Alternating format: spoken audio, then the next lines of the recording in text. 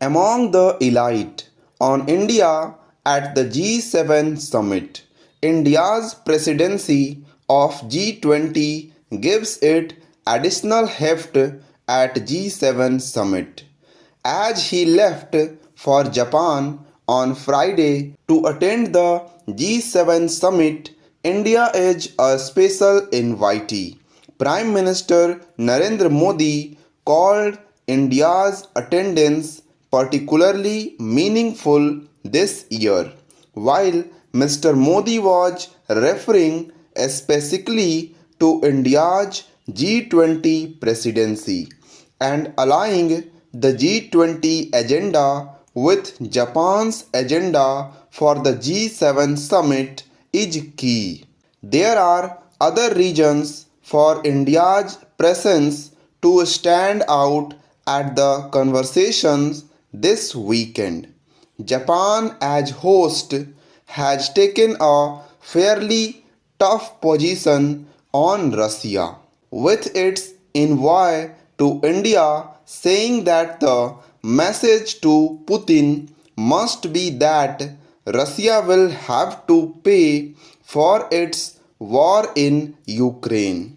While all G7 countries, the US, the UK, Canada, France, Germany, Italy, Japan, and the European Union are united in their efforts to sanction Russia further.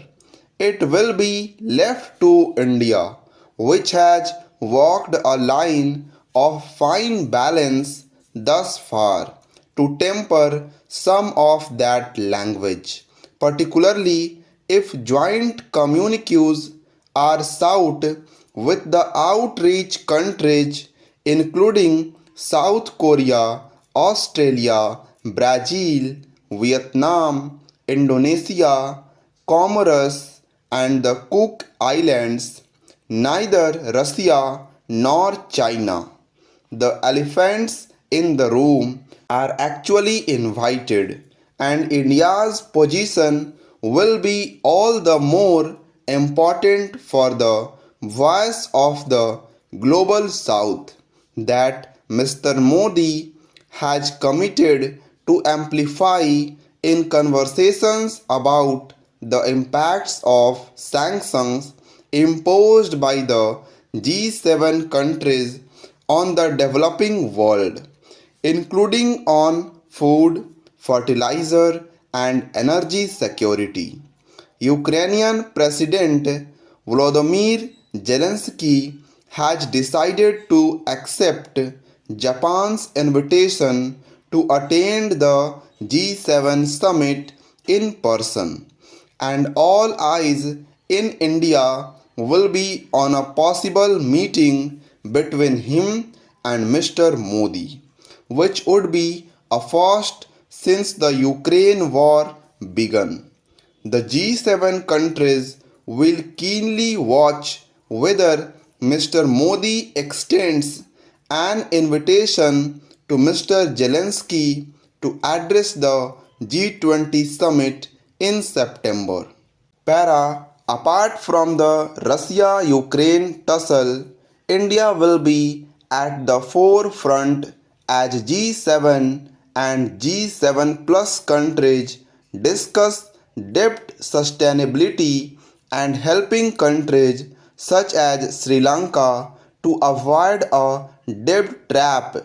It will also be a key speaker on issues such as building supply chain reliability, spearheading alternative energy coalitions, and seeking infrastructure and development aid in the region.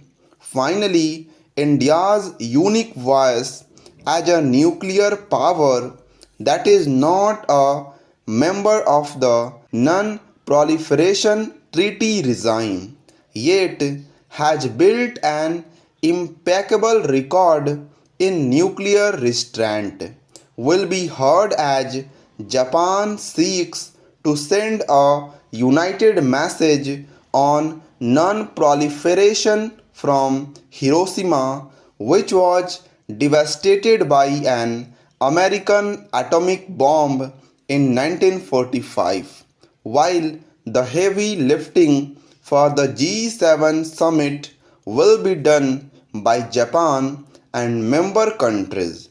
They are still seen as a small and elitist grouping, and India's heft as a developing power combined with its G20 presidency make it the significant other this year that can leave its mark in making the process more inclusive.